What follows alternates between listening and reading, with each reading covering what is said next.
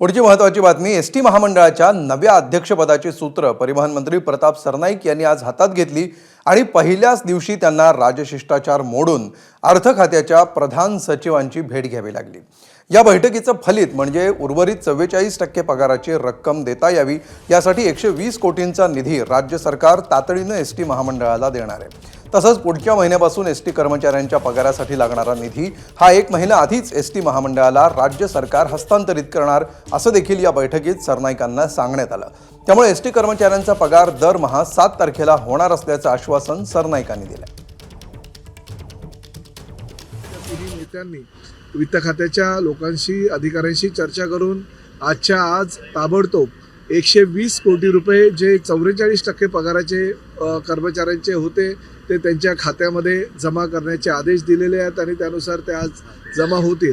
1076 कोटीची आम्ही मागणी केली होती, त्यावर 120 कोटी रुपये हे आज देऊन उर्वरित रक्कम ही 3 टप्प्यामध्ये मिळणार आहे। प्रत्येक महिन्याला ॲडव्हान्स जे आहे ते आमच्या डिपार्टमेंटला दिलं जाईल, जेणेकरून सर्व कामगारांचा पैसा हा त्यांच्या खात्यामध्ये 7 तारखेच्या पूर्वी जमा होईल।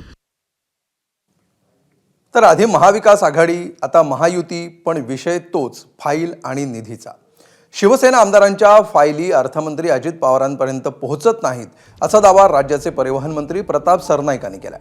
2022 मध्ये महाविकास आघाडीतून बाहेर पडताना शिवसेनेनं हाच आरोप अजित पवारांवर केला होता आणि उद्धव ठाकरेंवर खापर फोडलं होतं। आता पुन्हा एकदा याच निधीच्या विषयावरून शिवसेना आणि राष्ट्रवादीमध्ये जुंपल्याचं चित्र आहे। एसटीच्या पगारासंदर्भात बोलताना सरनाईकांनी थेट अर्थखात्यावर रोष व्यक्त केलाय।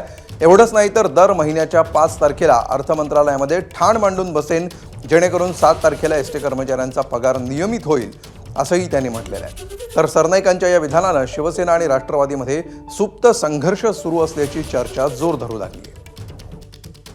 यापूर्वी सुद्धा मी वित्त खात्याच्या अधिकाऱ्यांशी बोललो होतो की आमची जी मागणी आहे ती मागणी काही आम्ही अवास्तव मागणी करत नाही, वाढीव मागणी काही करत नाही, जे स्वतःचं आमचं आहे तेच आम्हाला द्या अशी आम्ही मागणी करत असताना ती जर वेळेवर पोहोचत नसेल तर शोकांतिका। आणि त्यात प्रामुख्याने अतिशय महत्त्वाची गोष्ट मला या ठिकाणी सांगायची आहे की आमच्या डिपार्टमेंटकडनं गेलेली फाईल वित्त खात्याच्या अधिकाऱ्यांकडनं परस्पर आमच्या डिपार्टमेंटकडे पाठवली जाते, वित्त खात्याच्या मंत्र्यांकडे सुद्धा पाठवली जात नाही, ही शोकांतिका आहे। तसं होता कामा नये। मी आज ह्याच दिवशी घोषणा करतो की कुठल्याही परिस्थितीमध्ये आमच्या एसटी कर्मचाऱ्यांचे पगार हे 7 तारखेपर्यंत मिळालेच पाहिजे आणि त्यासाठी सर्व प्रोटोकॉल सोडून परिवहन मंत्री ह्या नात्यानं मी वित्त विभागाच्या अधिकाऱ्यांकडे दर महिन्याच्या 5 तारखेला स्वतः जाऊन बसणार आहे, जेणेकरून त्यांना जाणीव होईल की मंत्र्यांना सुद्धा आपल्या कार्यालयामध्ये यावं लागतं। जे उद्या पैसे द्यायचे ते आपण आजच ह्या कामगारांचे द्यायला पाहिजे। मी मंत्रालयामध्ये वित्त खात्याच्या अधिकाऱ्यांकडे जाणार आहे, त्यांच्याशी चर्चा करणार आहे आणि त्यांना 5 तारखेपर्यंत पगार आमच्या डिपार्टमेंटकडे पोहोचला पाहिजे। एबीपी माझा, उघडा डोळे बघा नीट।